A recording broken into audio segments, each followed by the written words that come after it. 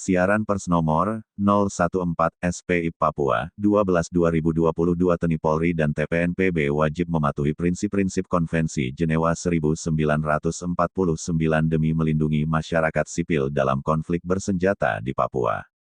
Presiden Republik Indonesia segera menggunakan pengalaman di Aceh atau Timor Timur untuk menyelesaikan persoalan politik di Papua demi menghentikan konflik bersenjata antara TNI Polri dan TPNPB yang mengorbankan masyarakat sipil.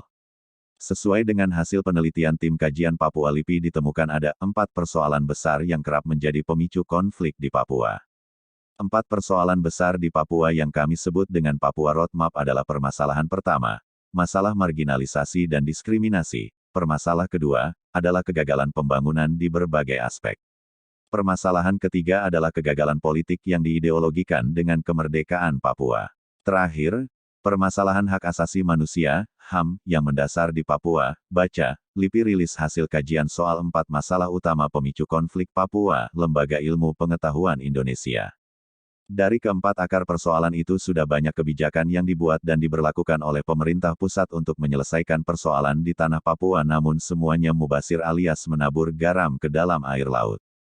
Terlepas dari banyak kebijakan dalam rangka menangani persoalan kegagalan politik yang diideologikan dengan kemerdekaan Papua, pemerintah pusat selalu menggunakan pendekatan pertahanan keamanan yang menjadi kewenangan pemerintah pusat sesuai Pasal 4 Ayat 1 Undang-Undang Nomor 2 Tahun 2021 tentang Perubahan UU Nomor 21 Tahun 2001 tentang Otonomi Khusus bagi Provinsi Papua, sehingga terus memicu terjadinya konflik bersenjata antara TNI Polri dengan TPNPB. Dengan melihat fakta konflik bersenjata antara TNI Polri melawan TPNPB di Papua, sehingga sudah sewajibnya para pihak yang menjadi peserta agung, istilah konflik bersenjata dalam Konvensi Jenewa, yang bertikan mengedepankan prinsip-prinsip Konvensi Jenewa 1949. Untuk diketahui bahwa Konvensi Jenewa adalah bagian dari hukum internasional yang juga dikenal sebagai hukum kemanusiaan dalam konflik bersenjata. Tujuan konvensi ini adalah untuk menjadi patokan standar dalam memperlakukan korban perang. Meski konvensi ini diadopsi pada 1949, seusai Perang Dunia Kedua, namun 4 konvensi Jenewa masih berlaku hingga saat ini.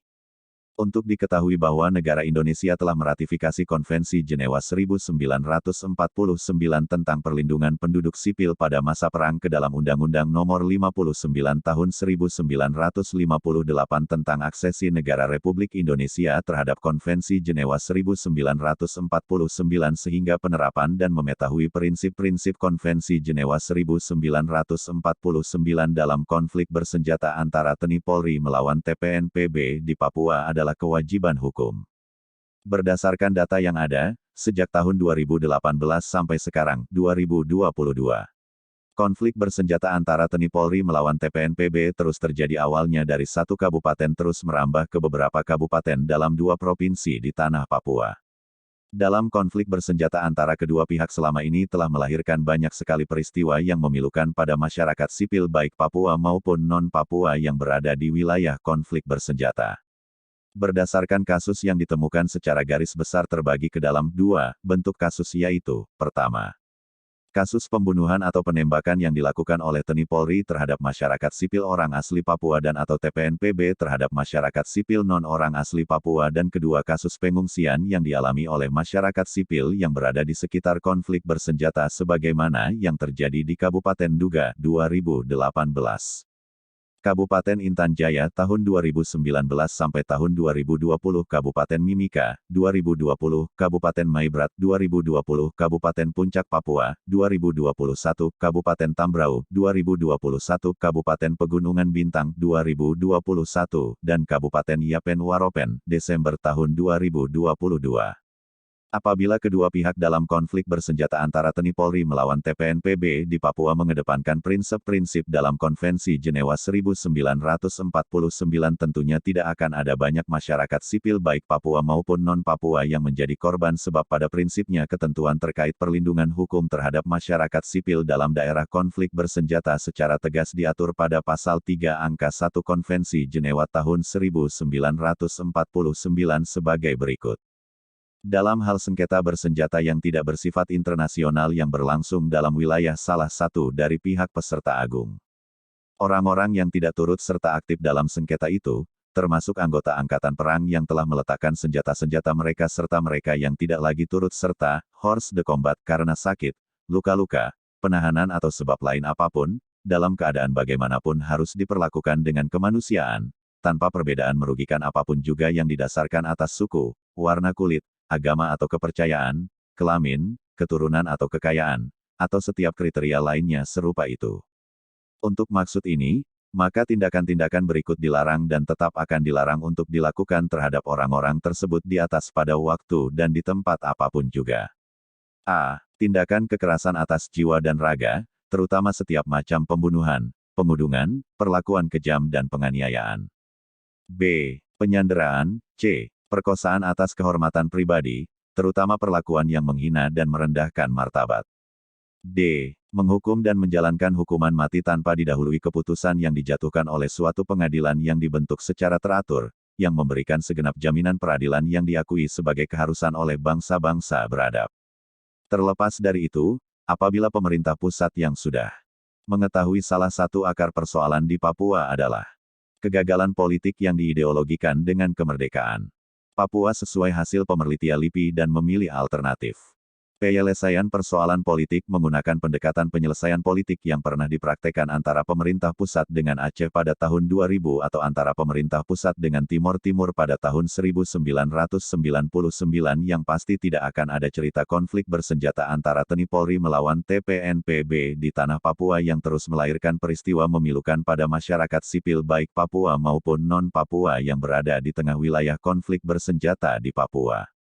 Berdasarkan fakta pemerintah pusat yang tidak mau menggunakan pengalaman penyelesaian persoalan politik kasus Aceh dan kasus Timor Timor dalam kasus Papua malah justru memilih pendekatan keamanan yang memicu terjadinya konflik bersenjata di Papua yang melahirkan kasus pelanggaran HAM dan pengungsian secara langsung menunjukkan ketidaktaatan pihak TNI Polri dan pihak TPNPB dalam menjalankan prinsip-prinsip yang diatur dalam Konvensi Jenewa tahun 1949 khususnya dalam melindungi masyarakat sipil yang berada di sekitar atau di tengah-tengah konflik bersenjata antara TNI Polri melawan TPNPB di tanah Papua.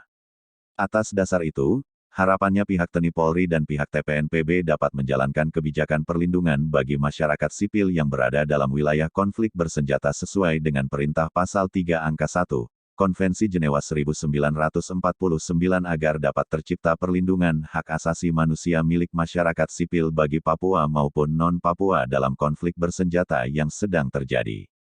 Dengan melihat adanya korban masyarakat sipil baik orang asli Papua dan non-Papua di wilayah konflik bersenjata antara TNI Polri melawan TPNPB maka pemerintah juga harus memfasilitasi Palang Merah Indonesia untuk melakukan tugasnya dalam menangani pengungsi dengan cara pendirian dan atau pengelolaan darurat, pelayanan kesehatan, dan atau pelayanan sosial sesuai Perintah Pasal 10. PP Nomor 7 Tahun 2019 tentang Peraturan Pelaksanaan Undang-Undang Nomor 1 Tahun 2018 tentang Kepalangmerahan dalam wilayah konflik bersenjata. Berdasarkan uraian di atas, Lembaga Bantuan Hukum Papua menggunakan kewenangan yang diberikan berdasarkan ketentuan, setiap orang, kelompok, organisasi politik, organisasi masyarakat, lembaga swadaya masyarakat, atau lembaga kemasyarakatan lainnya, berhak berpartisipasi dalam perlindungan, penegakan, dan pemajuan hak asasi manusia, sebagaimana diatur pada Pasal 100, Undang-Undang Nomor 39 Tahun 1999 tentang HAM menegaskan kepada 1. Presiden Republik Indonesia segera menggunakan pengalaman di Aceh atau Timor Timor untuk menyelesaikan persoalan politik di Papua demi menghentikan konflik bersenjata antara TNI Polri dan TPNPB yang mengorbankan masyarakat sipil. 2. TNI Polri dan TPNPB sebagai para peserta agung konflik bersenjata di Papua segera menaati dan menjalankan prinsip-prinsip Konvensi Jenewa 1949. 3. TNI Polri dan TPNPB wajib melindungi masyarakat sipil dalam konflik bersenjata di Papua sesuai Perintah Pasal 3 Angka 1, Konvensi Jenewa 1949. 4. Palang Merah Indonesia segera menangani pengungsi akibat konflik bersenjata di Papua sesuai Perintah Pasal 10. PP Nomor 7 Tahun 2019 Junto Undang-Undang Nomor 1 Tahun 2018. Demikian siaran pers ini dibuat, semoga dapat dipergunakan sebagaimana mestinya. Atas perhatiannya disampaikan terima kasih. Jayapura, Tanggal 15 Desember tahun 2022. Hormat kami Lembaga Bantuan Hukum Papua Emmanuel Gobay, SH, MH Direktur. Narahubung, 082199507613.